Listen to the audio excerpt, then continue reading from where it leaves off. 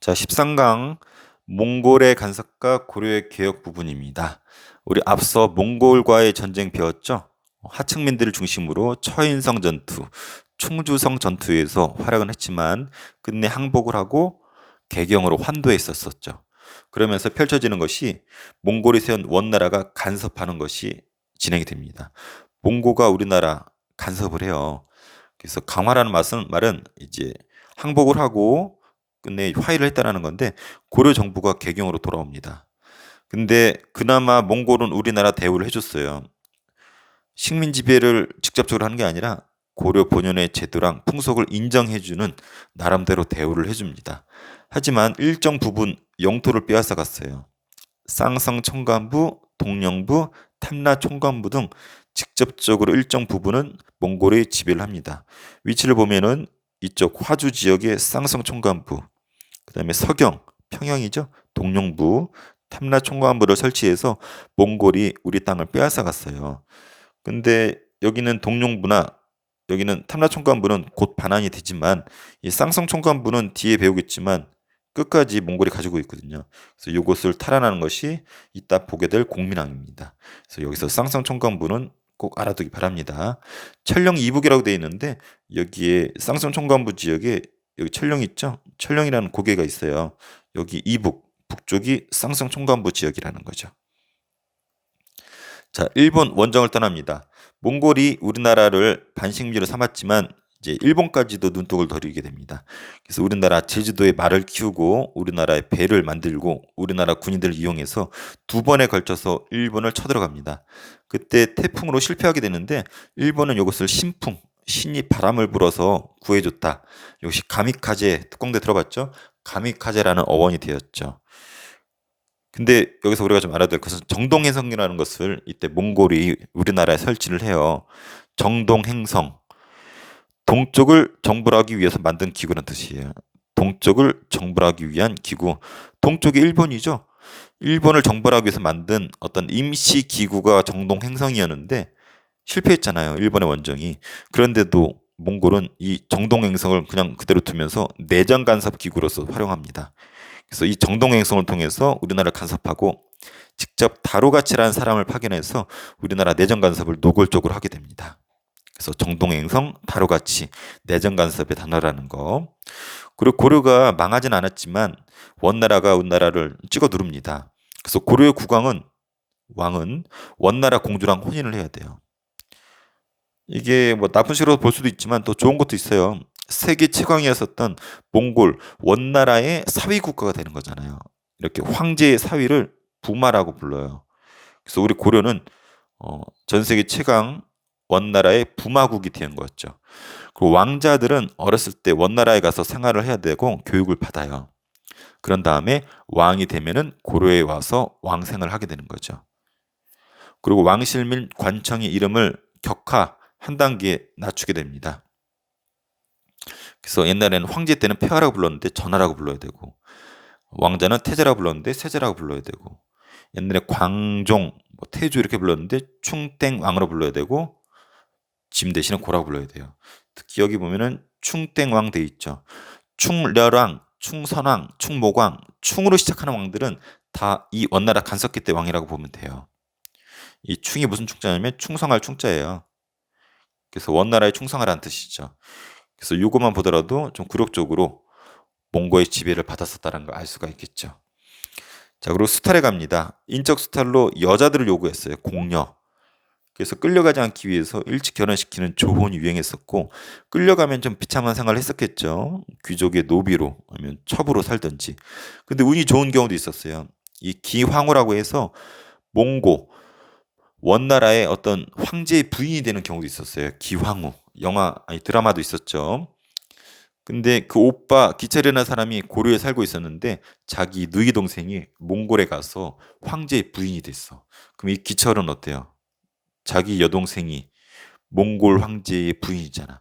그 기철의 어깨에 힘이 들어가겠죠. 그래서 싸가지 없는 짓을 하는데 이 기철 이런 귀족들을 권문세족이라 불러요. 친원파죠, 친원파. 그리고 물적 수탈을 합니다. 이런 것도 수탈했지만 응방이라는 걸 설치해서 매를 징발한 것이 특징이에요. 우리나라 매를 이때 몽골 애들이 그렇게 좋아했었대요. 그래서 응방이란 기구를 설치해서 매까지 빼앗아갈 정도로 몽골 애들이 우리 매를 좋아했었다라는 거. 그 문화교류도 있었습니다. 몽골풍이라고 해서 몽골의 복장이나 음식, 문화 등이 우리나라에 유행했어요. 이런 것들. 소주, 변발, 수라상, 우리 무술이, 무수치, 장사치, 벼슬아치, 직업을 나타내는 치, 우리 전통 혼례에 쓰이는 연지, 곤지, 쪽들이 다 몽골에서 온 거죠. 또 고래 풍습도 위에서 유행했었고, 원나라 간섭기 때 새로운 지배 세력이 등장합니다. 권문세족이라고 하죠. 아까 얘기했었던 원나라 황실과 혼인관계를 맺은 가문, 기철 가문이 그랬죠. 원나라를 등에 업고 싸가지 없는 짓을 했었던 귀족이 되죠. 원래부터 있었던 귀족도 있고 몽골어에 능통했던 가문이 또 귀족이 되기도 해요. 또 원나라의 왕자들이 생각난다고 그랬었죠. 이 왕자를 수행했던 가문들도 권문세족으로 성장하기도 합니다. 얘네들은 원나라가 힘이 셌을 때는 원나라 힘이 등에 업고 아주 나쁜 짓을 해요. 횡포를 벌이는데 얘네들은 주로 권직을 독점했는데 음서제 기억나나요? 5품 이상이면은 그 후손들이 과거 시험 보지도 않고 자동으로 관리가 되는 건데 과거보다 더 대우받았다 그랬잖아요. 음서제를 통해서 권문세족을 계속 배출해요. 그 대규모 농장을 운영합니다. 남의 토지를 빼앗고 농민을 노비로 전락을 시켜요. 그리고 일부 불교 사원은 권문세족과 연계해서 타락합니다. 쓰레기 짓을 해요, 불교가. 그래서 이때 불교를 비판하는 사람들이 많이 생기게 됩니다. 이 권문세족의 행포 한번 볼까요? 요즘 들어 권문세족이 남의 토지 빼앗음이 매우 심하다. 그 규모가 하나의 주보다 크고 군 전체를 포함해서 산천을 경계로 삼는다. 야, 권문세족이 가지고 있는 땅이 있는데 산과 냇가를 경계할 정도로 엄청 크다라는 거예요. 그래서 이것을 농장이라고 해요. 대농장. 땅이라고도 안 하고 대규모 농장이라고 표현할 정도로 산과 천을 경계할 정도로 엄청나게 많은 땅을 빼앗아갔다라는 거죠. 이때 등장하는 사람이 공민왕입니다. 앞서 왕들은 다 충으로부터 시작하는 왕들이에요. 충선왕, 충렬왕, 충목왕 이런 왕들인데 공민왕 이름이 바뀌어요. 왜냐하면 이 사람은 개혁을 하기 때문에 후대 역사가들이 공민왕이라고 부릅니다. 왜 이런 개혁이 가능했냐면 원나라가 약해집니다. 그리고 중국 한족이 만든 명나라가 등장을 하면서 원나라가 쓰러져 가던 시기예요. 힘이 약해지니까 공민왕이 저항을 한 거예요. 그래서 크게 왕권을 강화시켰고 반원 정책을 펼쳤어요. 반원이란 말은 원나라에 반대한다. 원나라에 적대적인 행위를 했었다라는 거죠. 먼저 왕권 강화를 위해서 정방을 폐지합니다. 정방 기억나나요? 앞서 무신 정권 때 최후가 만든 정방이라는 게 있었어요. 자기 집에 정방이라는 걸 만들고 인사권을 행사했었죠. 관리를 적재적소에 배치하는 걸 인사권이라고 했어요. 그래서 사람을 어디에 배치하는 이런 인사권을 정방을 폐지했다는 것은 관리들이 하던 것을 국왕이 직접 챙기겠다라는 거죠. 자기가 믿을 만한 사람 챙기겠다라는 거야. 그리고 성균관이랑 학교 이름이죠. 과거제를 정비하면서 유학교육을 강조합니다. 그래서 여기에서 배출되는 신진사대부라는 새로운 개혁 세력들이 등장을 하게 돼요. 참고로 성균관 하면 우리가 조선시대를 떠오르는데 조선시대 대표 학교가 성균관이 맞아요. 근데 엄밀히 말하면 고려 말 때 성균관이 이미 있었어요. 고려를 대표하는 유학교육 기관은 원래 국자감이었는데 고려 말에 성균관으로 이름을 바꿨습니다. 이것이 조선시대 때 대표 브랜드가 된 거고 여기서 유학교육을 시키는데 신진사대부가 여기서 등장한다는 거 꼭 기억해주고 시험에 무조건 나오는 거 전민 변종 도감을 설치합니다. 신돈이란 스님을 등용을 해요. 권문세족을 누르기 위해서 신돈이라고 하는 새로운 스님을 등장을 시켜서 전민 변종 도감을 만듭니다. 요 글자 그대로 해석하면 이렇게 돼요. 전, 땅, 땅 전자죠. 밭 전자, 민, 백성 민자예요. 땅과 백성을 변정, 정은 바로잡다. 바로장자죠. 땅과 백성을 바로잡기 위한 도구란 뜻이, 기구란 뜻이에요. 한마디로 아까 본 것처럼 권문세족이 나쁜 짓 많이 했죠. 권문세족이 불법으로 빼앗은 토지랑 노비를 원래 주인한테 돌려주기 위한 만든 기구예요. 또 강제로 불법으로 노비가 된 사람을 평민으로 해방시켜줍니다. 이것이 제대로 실시가 되면 권문세족은 불리한 거예요. 그들이 갖고 있던 땅과 노비가 풀려나니까. 그래서 권문세족이 갖고 있던 경제력과 군사적인 기반이 약화되고 반대로 평민이 많아지면 평민이 세금 내기 때문에 국가의 재정이 좋아지게 되죠. 그래서 좋은 거야. 당연히 누가 반발하겠어요. 권문세족이 반발함을 하게 되죠. 그래서 신돈 죽여버리고 이걸 실시한 공민왕 죽임으로써 끝내 실패하게 돼요. 자, 그 다음에 반원 정책. 친원파들 죽여버립니다. 기철 같은 권문세족 죽여버려요. 그리고 정동행성 기억나죠? 일본 쳐들어가려고 만들었던 정동행성 부속기구에 있었던 정동행성 이문소를 폐지합니다. 내장 간섭기구를 폐지한 거야. 몽골시 풍습 금지시켰고 격화된 왕실 호칭이나 관청의 호칭도 원래대로 복구시켰어요. 꼭 기억해야 될 거 쌍성 총관부를 되찾았습니다. 아까 요 세 개 중에 쌍성 총관부 못 찾았잖아요. 쌍성 총관부를 공민왕 때 탈환을 해요. 여기 철령이라는 고개가 있었죠. 철령 북쪽 이쪽이죠. 여기 쌍성 총관부 지역. 그래서 요 지역 나오면은 쌍성 총관부 지역이고 공민왕 때 탈환했었다라는 거. 이게 얼마나 중요하냐면 쌤이 교사 임용고시 볼 때 요게 시험에 나올 정도였어요.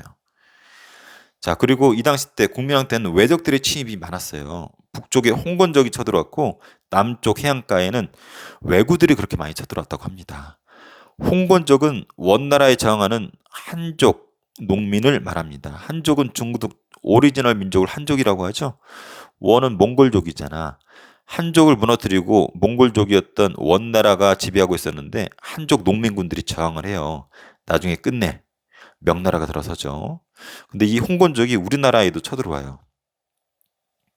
그리고 왜구가 우리나라 서남해안, 서해안과 남해안을 중심으로 쳐들어오죠. 선생님이 있는 보령 지역까지도 이 성주사까지도 쳐들어왔었다는 기록이 있어요. 이 왜구는 엄밀히 말하면 일본을 전체를 통칭하는 게 아니라 일본에 스시마라는 섬이 있어요. 여기 나오자면 스시마 섬 아래쪽 부분 스시마 일대의 해적들을 왜구라고 하는데 우리나라랑 나중에 명나라를 침범을 많이 하죠. 그래서 이런 애들이 우리 백성을 괴롭히다 보니까 격퇴해야 될 거 아니에요. 얘네들을 격퇴하면서 영웅이 등장하는데 최영 장군과 이성계 장군이 대표적이죠. 그리고 왜구 무찌르기 위해서 최무선이 활약했었던 진포대첩도 유명합니다. 이때 화약을 통해서 화포로서 왜구 격퇴한 것이 유명하죠. 그리고 박이는 왜구의 근거지였던 스시마 섬 본토를 토벌하기 시작하죠. 그래서 국민왕이 여러 개혁이 있었고 특히 전민 변정도감의 개혁 실패한다 그랬죠. 그 이유는 권문세족이 반발하고 끝내 신돈을 공민왕으로 하여금 죽이게 하고 공민왕마저도 권문세족들이 죽임으로써 요 개혁 좋은 내용이었지만 실패하게 됩니다. 자, 고르말에 새로운 정치 세력이 등장하는데 요 세력들 꼭 알아둬야 돼요. 아까 원 간섭기 때 권문세족 있었죠. 요 쓰레기들하고 좀 비교되는 애들이에요. 신진사대부. 공민왕 때 아까 여기 유학 정비하면서 등장했었다 그랬죠. 공민왕 때 성장을 했었고 주로 학업 관리나 지방에 있던 향리의 자식들이에요. 근데 얘네들은 실력이 있어. 과거제 출신이에요. 성리학을 공부했었던 과거제 출신 애들인데 요건 꼭 기억해 주세요. 성리학을 공부했었고 과거제 출신이라는 거. 아까 권문세족은 음서제 백 출신이었죠. 그래서 권문세족과 좀 비교해서 알아두세요. 권문세족은 친원파 음서제를 통해서 진출했고 쓰레기질 많이 했었고 신진사대부 과거 출신의 실력자들이고 성리학을 공부했었다라는 거. 성리학을 공부하다 보니까 이때 타락했었던 불교를 비판하고 횡포를 일삼던 권문세족을 비판한 애들이 신진사대부 애들이에요. 그리고 신흥 무인 세력은 무인, 군인이란 건데 신흥, 새로운 무인 세력인데 인기가 좋아요. 홍건적과 왜구 격퇴 과정 아까 배웠죠. 이때 등장하는 최영과 이성계 등을 말하는데 위에 있었던 신진사대부와 함께 고려의 현식을 개혁하려고 하는 노력을 하게 되죠. 나중에는 이 둘이 손잡고 고려를 무너뜨리고 조선이라는 나라도 세우게 되죠. 그 주인공이 이성계 장군이죠. 그래서 고려 말에 신진사대부, 신흥무인 세력, 권문세족과 비교해서 좀 알아두기 바랍니다. 자, 사료 한번 볼게요. 여기 아까 전민변정도가 땅과 백성을 원래대로 되돌리는 기구이다. 그래서 요거 나오면 꼭 누굴 기억하다? 공민왕. 공민왕이 등장시킨 신돈 스님을 기억하라. 그래서 토지와 노비를 권세 있는 집에서 거의 다 빼앗아 갔다. 돌려주려고 판결을 내려도 듣지 않는다. 이제 도감을 설치해서 바로잡겠다. 여기서 도감은 뭘 말하겠어요? 전민 변종 도감을 말하겠죠. 자, 오른쪽 홍건적과 왜구의 격퇴 부분입니다. 위쪽에서 홍건적, 이 빨간색 부분인데 홍건적이 쳐들어오기도 하고, 파란색 왜구가 파란색 보면은 여기 막 남해안, 동해안 막 장난 아니죠. 이렇게 쳐들어오는데 이때 활약한 사람들 대표적인 게 여기 이성계, 황산대첩, 그리고 최영 장군의 홍산대첩, 그리고 최무선 여기 진포대첩. 진포는 지금의 군산 지역이에요. 그리고 박이는 여기 박이 나오죠. 왜구의 본고지였던 쓰시마 자체를 쳐들어갑니다. 그래서 이렇게 활약하는 영웅들이 등장했는데 신흥 무인 세력이라 부르고 신진사대부랑 함께 고려를 바로잡으려 하거나 새로 조선까지도 만들게 되었다라는 거. 자, 최종 정리 가볼게요. 자, 원나라 간섭기 우리 꼭 알아둬야 될 거, 영토를 빼앗겼다라는 거. 쌍성 총관부를 비롯해 세 군데 빼앗아갔고 쌍성 총관부는 공민왕때 되찾는 부분. 그리고 일본 원정을 떠났지만 정동행성 설치하면서 이것이 없어지지 않고 내정 간섭 기구로 변질되었고 다로같이 파견하면서 간섭했다라는 거. 그리고 공려 요구했었고 매 요구한 것이 특징이었었다라는 거. 몽골풍이라고 해서 몽골의 풍습이 유행했었고 우리 고려 풍습이 거기서도 유행했었고 권문세족이라고 하는 친원파들이 등장했었죠. 그래서 이들은 음서제를 통해서 권력을 장악했었고 대규모 농장을 산과 천을 경계할 정도로 막대한 부를 축적하고 부패했었다라는 거. 이걸 개혁하려고 했었던 사람이 공민왕. 원나라가 약해지는 시기 때 개혁이 가능했습니다. 그래서 왕권을 강화시키려고 그랬고 원나라에 대들었죠. 왕권 강화를 위해서 유학을 정비하면서 신진사대부 끌어다 썼고 무엇보다 전민변종도감 신돈 데려다가 개혁을 했었죠. 권문세족이 갖고 있던 토지랑 노비를 원래대로 돌려주려고 하는 좋은 개혁이었지만 실패했었다라는 거. 반환 정책으로는 기철 등의 친원파 죽여버렸고 정동행성 폐지했고 여기서 꼭 기억할 거 쌍성 총관부를 되찾았었다라는 거. 철령 이북의 이쪽 땅 되찾았다라는 거. 그리고 공민왕 때 외적들이 많이 쳐들어왔죠. 홍건적과 왜구가 쳐들어오는데 이들을 무찌르면서 등장하는 최영과 이성계 같은 영웅들이 있었다는 거. 이들을 신흥 무인 세력이라고 했었고 신진사대부랑 함께 고려를 개혁하거나 조선을 세우는 데 앞장섰다라는 거 알아두기 바랍니다. 그래서 최영, 이성계, 그다음에 뭐 최무선, 박의 쓰시마 정벌 요 정도는 알아두면 좋을 것 같아요. 자, 여기까지 하도록 할게요.